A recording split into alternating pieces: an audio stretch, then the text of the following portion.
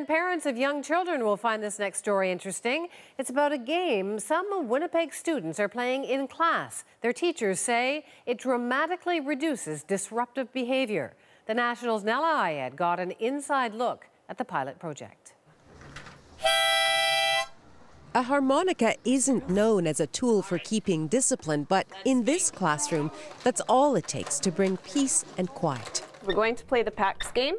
So much about the so-called PAX good behavior game seems to defy logic. It's surprisingly simple. Teams can be challenged to finish tasks on a timer or complete an assignment. And if one of them misbehaves, it reflects on the whole team. Good job. A mix of competition and positive reinforcement. Great job. 0 spleens. It's supposed to teach self-control.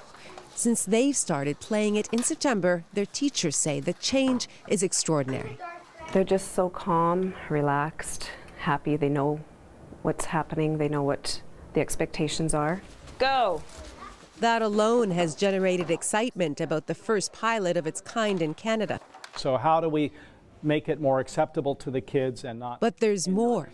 Recent U.S. data suggests that astonishingly, in the long term, the game can even prevent mental illness. You need to hear them a little bit. This scientist and entrepreneur who's training teachers here says playing the game regularly in childhood can act as a vaccine against problems in adulthood. That's criminal involvement, violence. It protects against things like suicide, and to some extent it protects against drug use. Yet others who've studied the game say how it helps long-term isn't clear, and they advise caution. That we can prevent to a certain extent mental health problem, but I don't know if the good behavior game is necessarily the best tool to do that. But Manitoba is so encouraged by its data, it plans to highlight the game at a mental health summit next week. We're going to be a province that's going to take action on these things so other provinces can look at it and go, you know what, I think we want to do it too.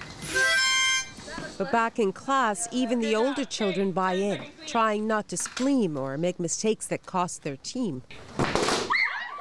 Part of the payoff is also knowing when to misbehave. And for the kids, that's a big part of the reward. Nahlah Ayed, CBC News, Winnipeg.